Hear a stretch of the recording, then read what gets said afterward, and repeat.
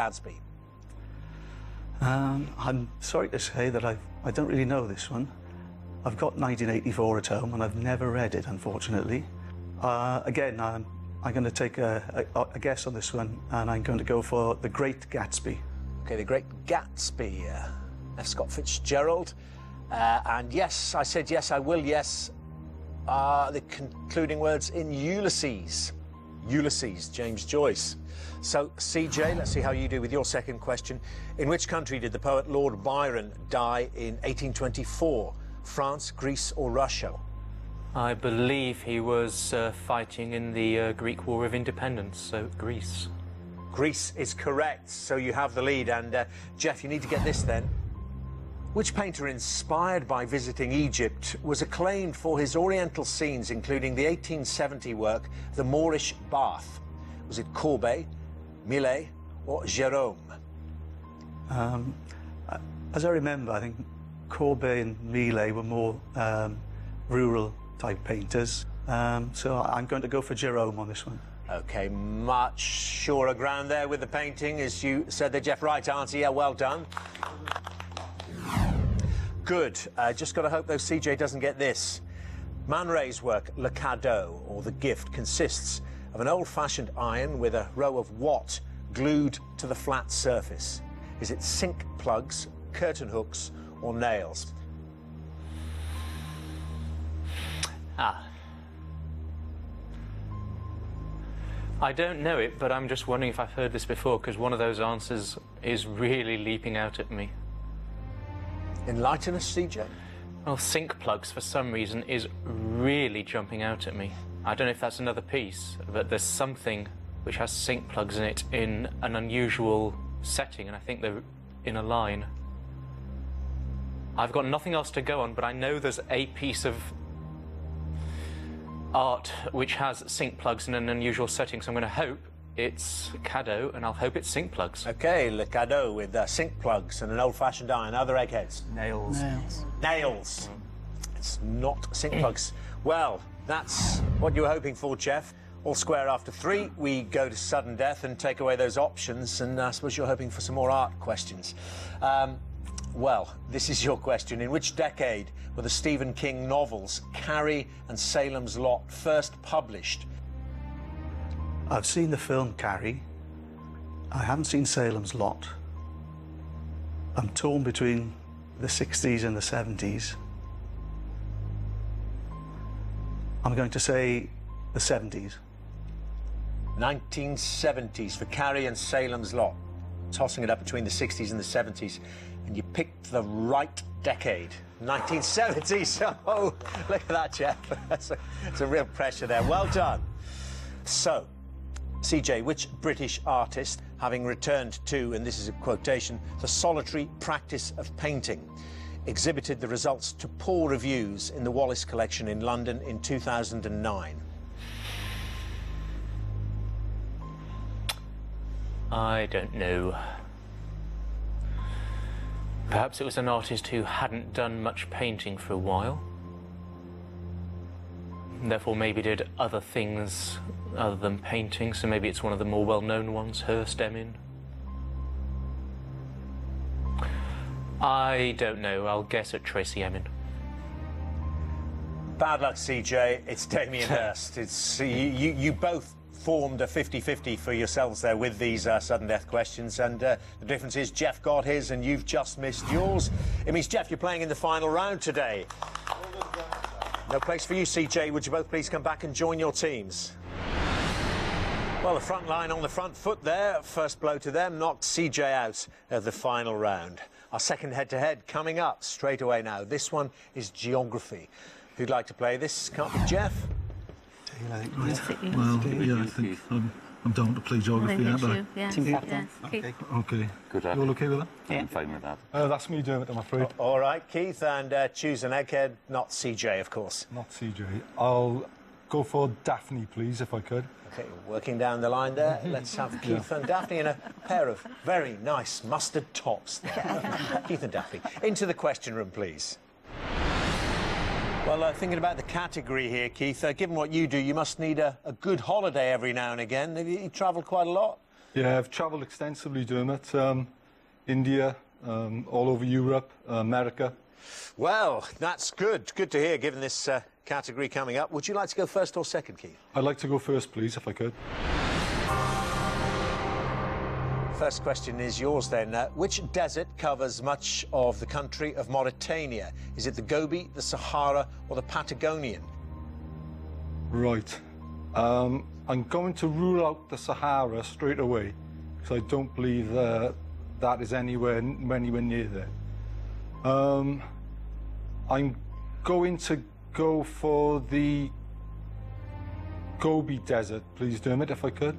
OK, Gobi Desert, covering Mauritania. It's not, Keith, and you were wrong to rule out the Sahara. I think you misplaced Mauritania. It is the Sahara.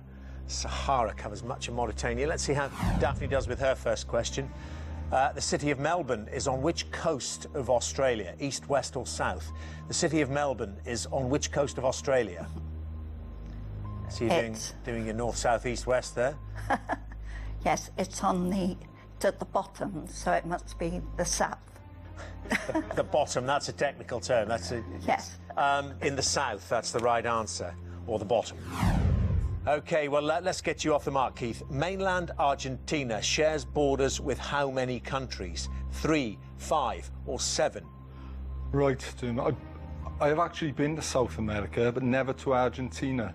So this is going to be a pure guess, really. I don't think it's 7. I think that's too many. So it's either 3 or 5, I believe. I'm going to go for 5. That's my answer, Dermot. 5. I won't ask you to name them, but it is the right answer. Yes, well done, Keith. That's much better. Got you going. 5 it is. Keith got it. And Daphne's second question. The Chiltern Hills largely consist of what type of rock? Sandstone, granite or chalk? Gosh, I don't know. Chilterns. Chalk? Yes. Oh, Chalk. Bit of a guess? well, I thought granite was more mountains and I wasn't sure about sandstone. OK, well, I went between the two. Got chalk and got it right, so it means you need to get this, Keith. What is the second highest mountain in Africa? Is it Mount Kenya, Mount Malawi or Mount Tanzania? Right. Again, I'm not sure on this one, Dermot. I'm going to go for Mount Tanzania, if I could, please. Yeah, Mount Tanzania, second highest mountain in Africa. What's the highest one? Kilimanjaro. Kilimanjaro. And the second highest is? Kenya. Second highest is Mount Kenya, Keith, which means the round is over, I'm afraid. There's Daphne's already got those 2, and you've got 1 out of the 3, and means no place in the final round. Would you both please come back and join your teams? Well, as you would expect from the Eggheads, they didn't take that early defeat for CJ lying down and have retaliated by knocking Keith out, so it's all square. Both teams missing 1 brain from the final round. OK, let's play our next subject today, and it's film and television. Who'd like to play this? Film and TV. It can be a Gail, Dave or Dale. I want to be Dave. Dave. I think Dave. Yeah, you do. Happy with Yeah, that's right. We'd like Dave to go next, please. OK, Dave, and who would you like to play? Chris, Barry or Pat? I would go for Chris if I were you, but it's up to you. Team leader says take on Chris. But he did say it's up to you. Never forgive me if I don't. Yeah, exactly. We know what he means when he says it's up to you. He doesn't really mean it's up to you. No. OK, let's have Dave and Chris into the question room now, please. So, Dave, police officer, of course, but what branch do you specialise in? I'm a ward officer. I look after a small area of Newport called Shaftesbury. OK, so it's very much community policing. You're out on the beat, are you? And Oh, definitely. I look into contacts within the area, the local shops, the local schools, spend time with all those and try and get them used to being knowing police officers. presumably you get time to watch a bit of the visual arts there, but pretty busy, I would say. Oh, we work too hard. You hardly have any time to go on the television. Well, you're appearing on it now. Do you want to go first or second, Dave? I think I have to go first, please. OK, first question's going to Dave, and this is it. Who presented the TV series You Are What You Eat? Gok Wan, Gillian McKeith or Jamie Oliver? I watch lots of cookery programmes, but not this one. I don't think it's Jamie Oliver.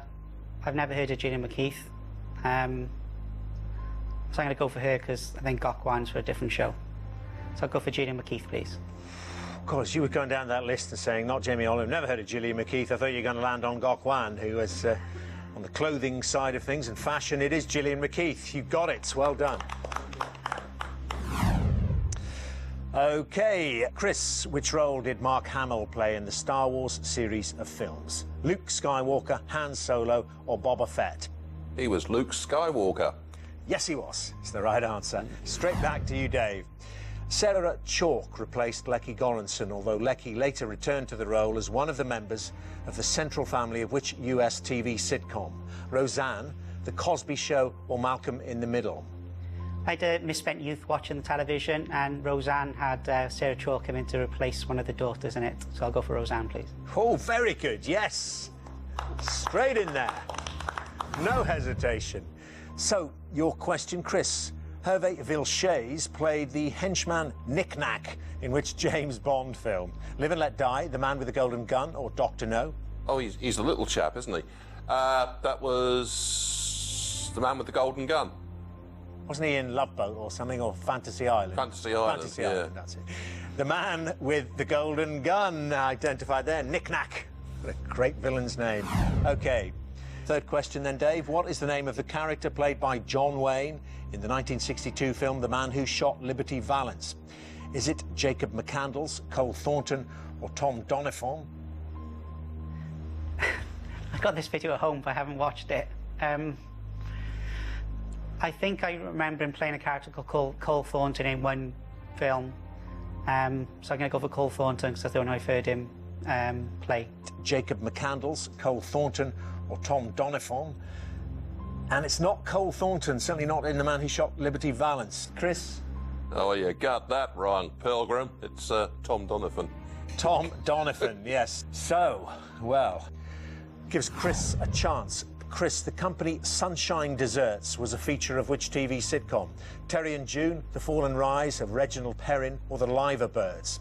Well, I didn't get where I am by knowing that sort of thing. It's The Fall and Rise of Reginald Perrin. Bet you knew that as well, Dave, didn't you? Yeah, I did. Your TV, yes, it was the film one caught you out. It's the right answer, yes. The Fall and Rise of Reginald Perrin. And it's just the way those questions fell that's cost you a place, Dave, in the final round. Sure, you would have been an asset to the team, but not allowed to play in that round. Would you both please come back and join your teams?